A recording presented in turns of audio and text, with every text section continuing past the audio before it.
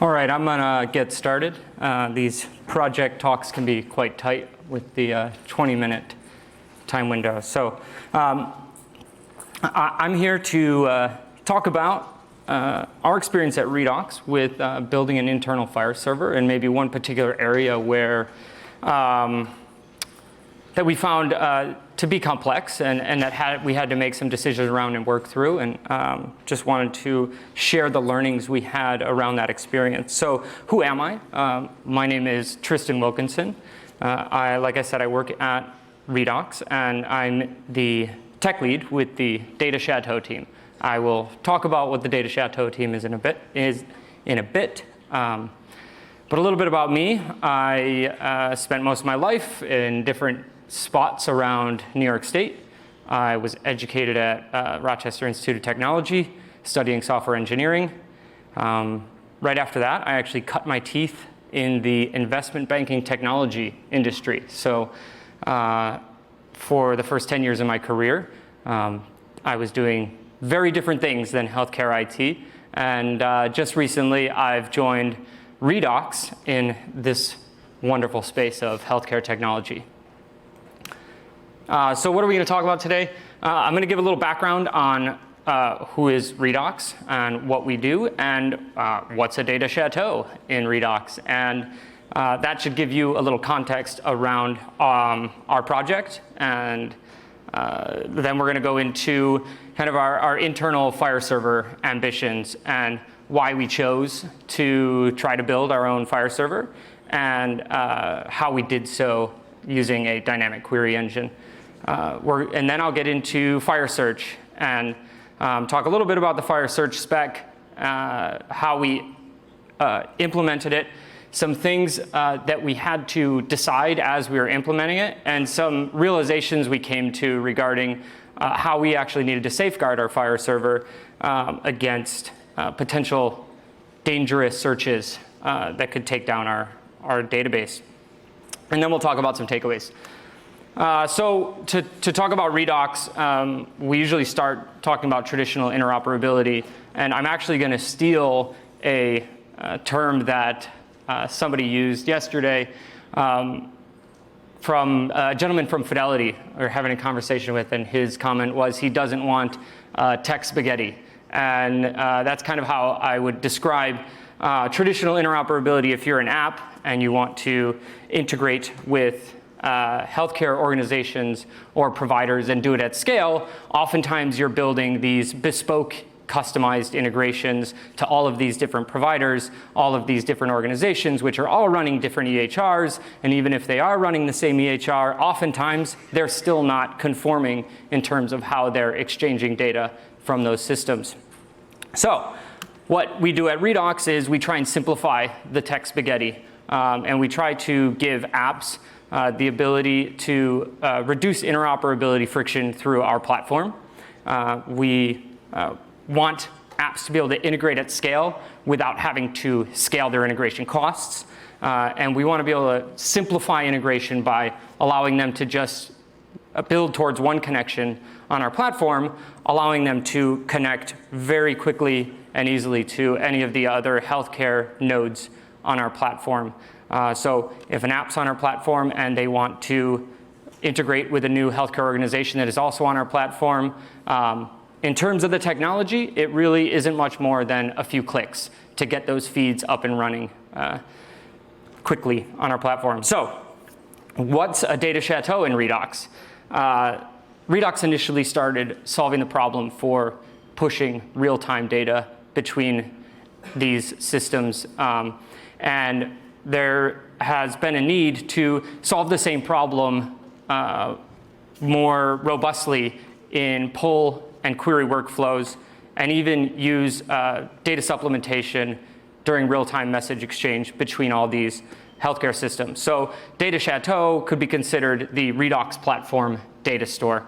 In terms of architecture or schema, it's a normalized and relational data store. And it's basically our internal FHIR server at Redox.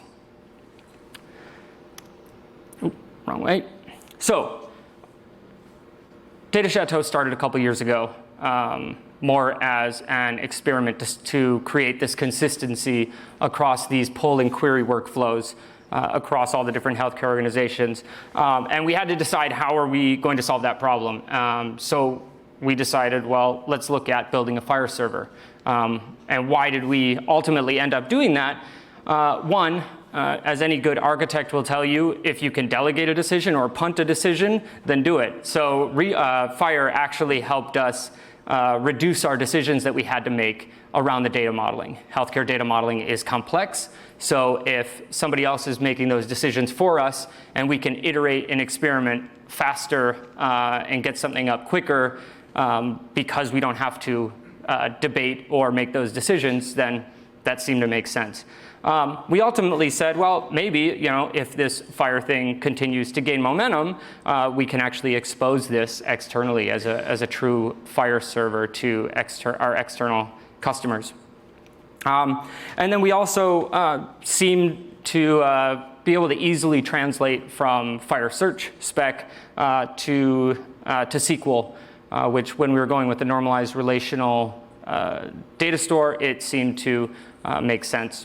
So that's why we chose FHIR for Data Chateau, and that's how we ended up with our internal FHIR server. Basic architecture here of how Data Chateau works. An app will be sending a query to Redox, and that goes into Data Chateau as a FHIR request.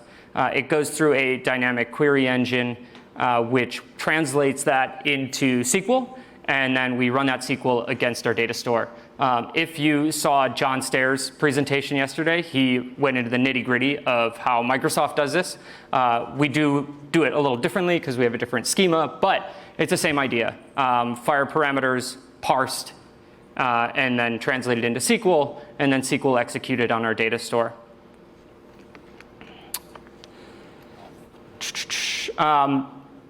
For us, we kept it basic. Kept with relatively painless translation from FHIR to SQL. So your parameters end up as criteria in your where clause. If you want to use include and rev include, those loosely translate to joins in a relational schema.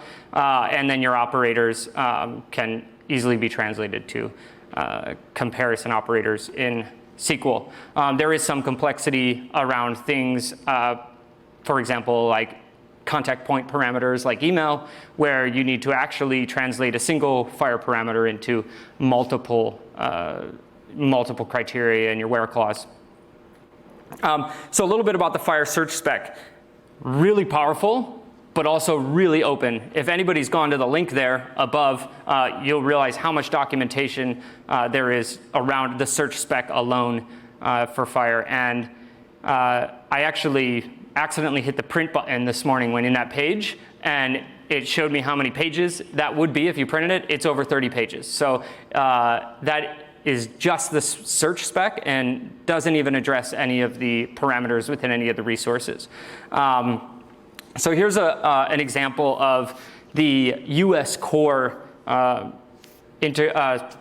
integration guide for patient search implementation.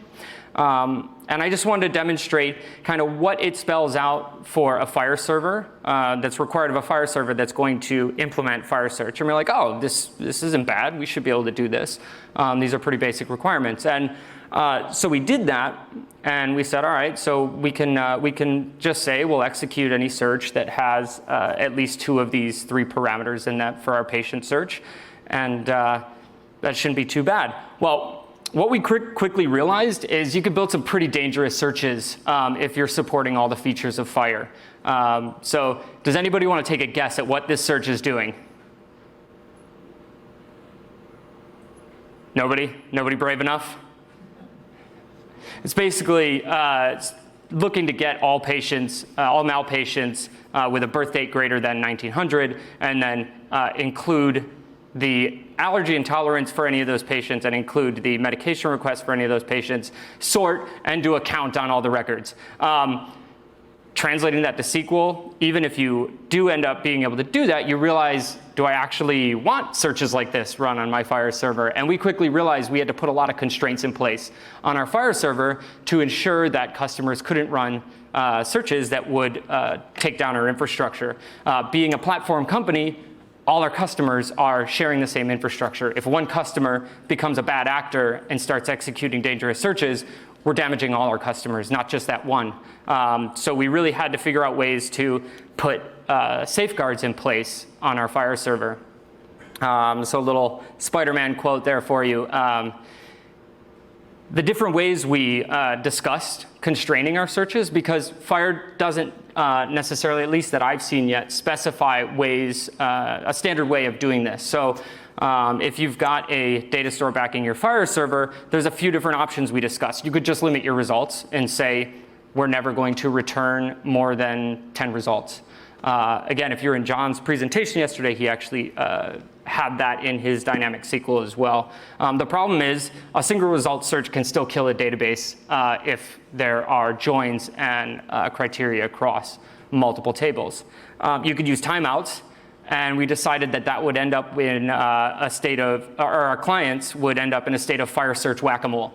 So they'd run one search, it would return in time. They'd run another search, it wouldn't. And they'd have to guess which parameters and which features they could use and still stay under whatever time limit we set on our, I'm gonna save questions at the end because this is a pretty tight time window. And you could use paging, but we decided that the usability for our customers using a paging solution would really be hurt, and it wouldn't make it easy for them to use our FHIR server.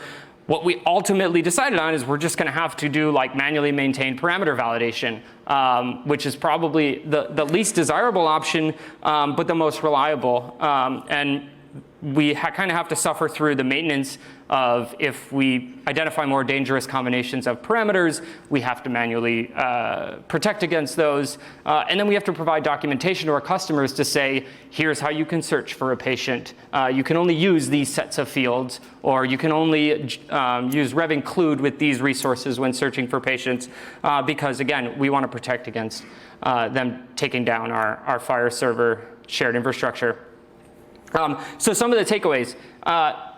There are other problems here, right? There are different servers are using different techniques. So if apps actually want to try and integrate with different FHIR servers, one FHIR server may be using timeouts, one may be using manual parameter validation to constrain their searches. And so these clients of the FHIR servers would have to actually adjust their apps for each of those different techniques. The other problem is that there are actually different FHIR servers that are probably optimized for different use cases.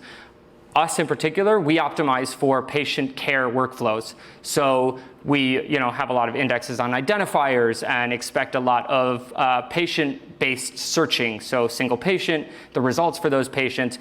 But on the other hand, there could be FHIR servers that are completely dedicated and optimized for analytics, which are very different servers and could be using very different technology. You've got the SQL versus NoSQL. You've got normalized data versus denormalized data. So again, a search that could kill our FHIR server actually might be fine on an analytics FHIR server.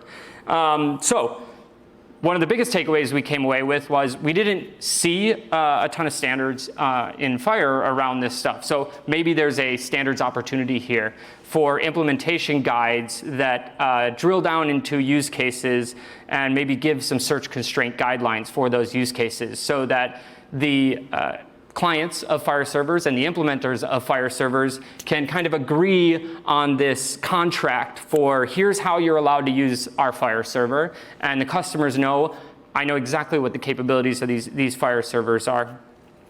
And I think that's it. I have 1 minute to spare, so I could probably take one question.